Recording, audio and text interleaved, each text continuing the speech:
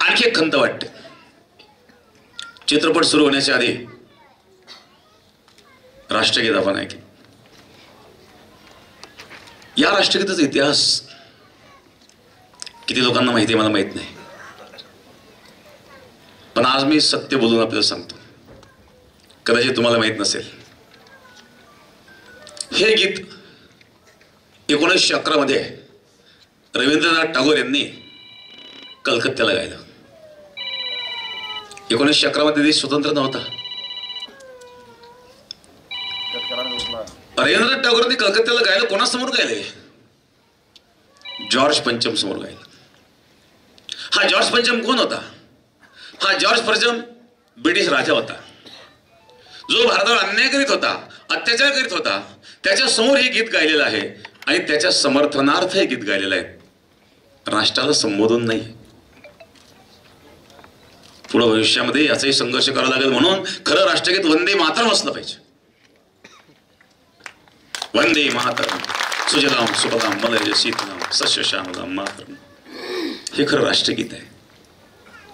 याचं मी विश्लेषण करून थोडक्यात सांगेल आपल्याला, म्हणजे आपल्या लक्षात येईल की आपल्याशी कसा धोका होतो, आजपर्यंत होत आलेला आहे आणि अजूनही होत आहे. 1911चा तो प्रसंग, जॉर्ज पंचमच्या समोर रवींद्रनाथ टागोर उभे आहेत आणि जॉर्ज पंचमची स्तुती गात आहेत. काय स्तुती गात आहेत? जन गण मन अधिनायक जय. कोण? जॉर्ज पंचम. ज्या जॉर्ज पंचमने भारतावर अत्याचार केले, ब्रिटिश जॉर्ज पंचम, त्या जॉर्ज पंचमची रवींद्रनाथ टागोर स्तुती करतायत आणि काय सांगतायत? जनगण मन अधिनायक जय हे, भारत भाग्य विधाता. तुम्ही भारताचे भाग्य विधाता आहात. कोण? जॉर्ज पंचम. पंजाब सिंध गुजरात मराठा हे सर्व प्रांतांची नाव आहेत. पंजाब सिंध गुजरात मराठा द्राविड उत्कल वंग विंध्य हिमाचल यमुना गंगा. काय करतायत? उच्छल जलधी तरंग. यातून जे तरंग निघतायत, कशाचे तरंग निघतायत? तव शुभ नामे जागे. तर तुमच्या शुभ नामाच्या ठिकाणी जागे आहेत. तव शुभ आशिष मागे. तुमच्याकरता बहुमत आशीर्वाद मागतायत. तव शुभ आशिष मागे. गाये तव जय गाथा. तुमची जय जय गाथा गातायत. जनगण मंगल दायक जय हे, भारत भाग्य विधाता. या भारताचे तुम्ही भाग्य विधाता आहात. अशा प्रकारची स्तुती ही जॉर्ज पंचमची रवींद्रनाथ टागोर यांनी केलेली आहेत. इथं राष्ट्राला संबोधन एकही शब्द नाही. आता कदाचित माझ्या या शब्दावर काही लोक ऑब्जेक्शन घेतील. पहा, इतिहास आहे, शोधा तुम्ही इतिहास. हे शब्द माझे नाही आहेत. रवींद्रनाथ टागोर यांचे फार मोठं कार्य आहे. रवींद्रनाथ टागोरांनी शिक्षण संस्थेमध्ये मोठं कार्य केलं. पण एक लक्षात ठेवा, आजही शिक्षण संस्था चालवणारे जे लोक असतात ना, त्यांना राजनीतीबरोबर समतोल राखावा लागतो, तर ते शिक्षण चालतं. ब्रिटिश काळामध्ये ज्यांनी भारतावर राज्य केलं, त्या काळामध्ये ज्यांनी शिक्षण संस्था चालवल्या, त्यांना ब्रिटिशांना धरून चालवावं लागत होतं आणि म्हणून त्यांनी ब्रिटिशांची स्तुती केलेली आहे आणि या स्तुतीवरून त्यांना नोबेल पुरस्कार मिळालेला आहे. म्हणून खरं राष्ट्रगीत हे वंदे मातरम हे झालं पाहिजे. उद्या भविष्यामध्ये आपल्याला याच्याकरता सुद्धा संघर्ष करावा लागणार आहे. कारण अशा प्रकारचे गुलामगिरीचे असे शब्द आमच्या मुखात आम्ही का करावे? हा इतिहास आपल्याला माहित नाही आहे आणि म्हणून एक आपल्या भावनेचा सुद्धा या ठिकाणी गैरफायदा घेतला जातो. आणि म्हणून अशाच प्रकारे वेगवेगळ्या पद्धतीने शिक्षण संस्थेतून चुकीचा इतिहास आम्हाला शिकवला गेला. आम्ही रामाचे कृष्णाचे वंशज आहोत. आम्हाला शालेय शिक्षणामध्ये शिकवलं गेलं की पाश्चिमात्य देशातून आर्य भारतात आले आणि भारतात आल्यानंतर त्यांच्यामध्ये भरत नावाची टोळी होती आणि त्यामुळे भारत देश नाव पडलं. चुकीचा इतिहास शिकवला गेला. भारत देश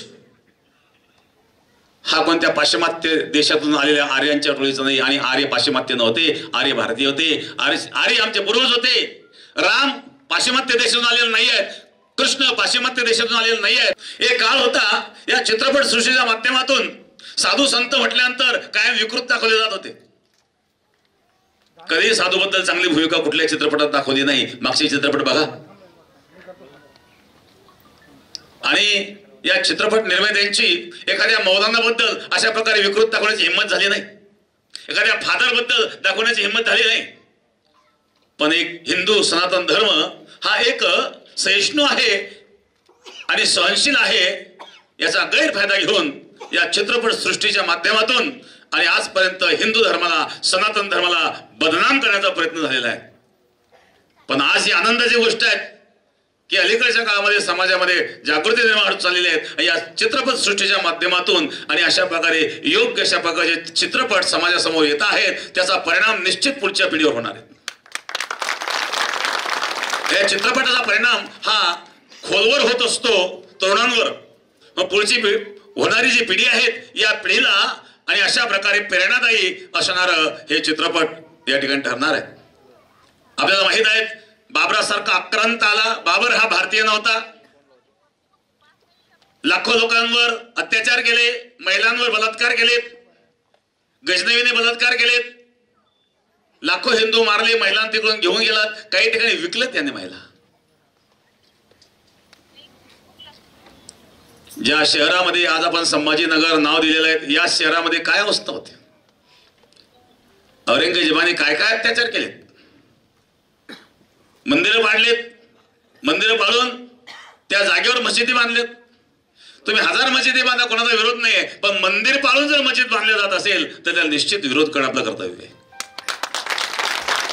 एक दुर्दैव आहे, आम्हाला अशा प्रकारे चुकीच्या पद्धतीने शालेय शिक्षणामध्ये शिकवलं गेलं, कोणी एका गालात मारी तर दुसरा गाल पुढे करा.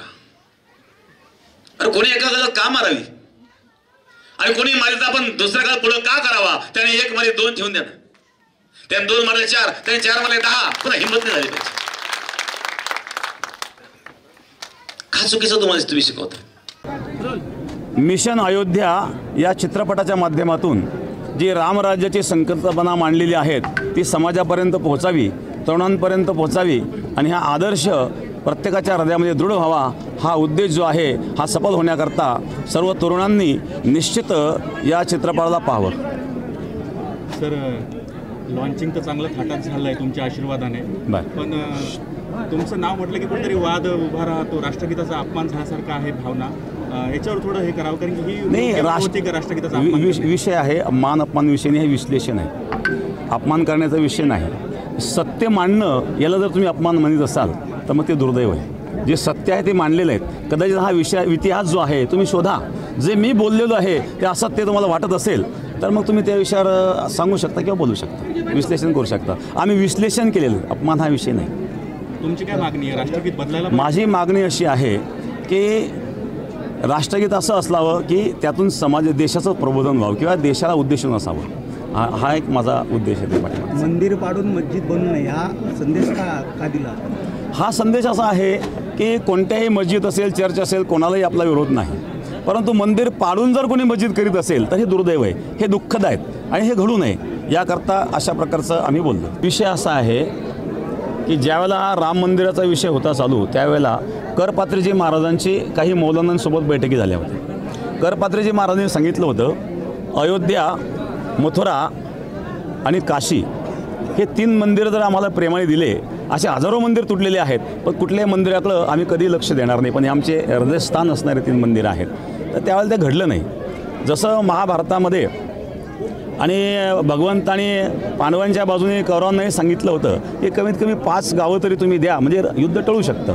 पण जेव्हा दुर्योधनाने सांगितलं सुईच्या टोकावर मावेल एवढीसुद्धा माती मी देणार नाही, तर त्यावेळेला ते युद्ध घडलं.